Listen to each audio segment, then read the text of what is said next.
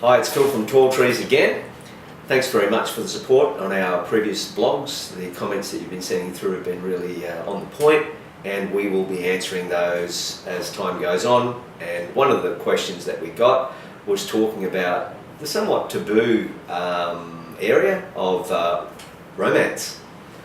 Now, a lot of people think that when you get into your twilight years, when you're in your 70s and 80s, for example, that romance is something that you should never think of. Well, we don't subscribe to that at all. And like usual, I'd like to share a little story with you about a couple of our residents. Now, we had a particular gentleman that came to live with us at Tall Trees a couple of years ago from Western Australia. When he came to live with us, he was quite depressed and he was quite sad. He felt quite isolated and thought that life was over, basically. I had a chat with his daughter, and his daughter said, look, is there anything you can do to help Dad? So we did all the things that we normally do at Tall Trees with, activities and doing all sorts of fun things, and this particular gentleman's demeanour did pick up. But then he met one of our other lady residents, and you could see the sparkle in his eye and the skills that he pulled out of that bottom drawer that he hadn't used for a while and dusted them off and started to dress a little more suave, and the impact that he had on this particular lovely lady was that she started to do the same thing as well. We noticed that the earrings looked quite bling-ish and the hair looked very beautiful and the makeup was much the same. Anyway, needless to say, there was a potential romance. Now, the rest of the community was looking at this. It was a bit like a Cinderella story, really. And as the community watched it all unfold, you could see the smiles on their faces to go, hey, look at this, There's a couple of people here that are well into their 80s, and there's a romance blossoming around us.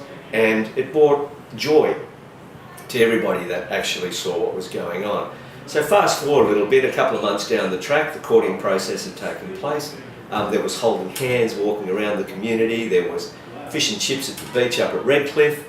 There was all sorts of stuff going on like that, and even, dare I say it, the late evening exits with the doors being closed a little too loudly, where some residents said, look, all good, but can we just take care of that bit, which we obviously had a chat about and everybody laughed about, and the romance continued.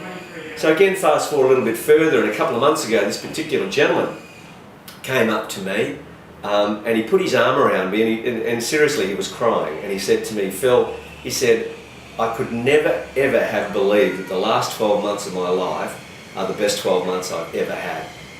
So when you get that kind of feedback, and you get the feeling that gives you, and you see the love and joy in these people's lives, and how that's impacted on others around them in a positive way, there's only one conclusion to come to, and that is, there's nothing wrong with romance in your latter years at all. It's a normal thing. Love is a great thing. It brings longevity to your life, and it brings joy to everybody around you. So the myth, if you like, about, well, when you get old and you go to one of those places, life finishes, is a nonsense. It's not true, and that particular story that I've just shared with you is absolutely true. If you want to, I can introduce you to the people, and you'll smile as well when you see how happy they are. So that's my blog for this week. If there's any further comments, if you can please list them below, and we'll deal with those questions, and we'll keep on keeping you informed.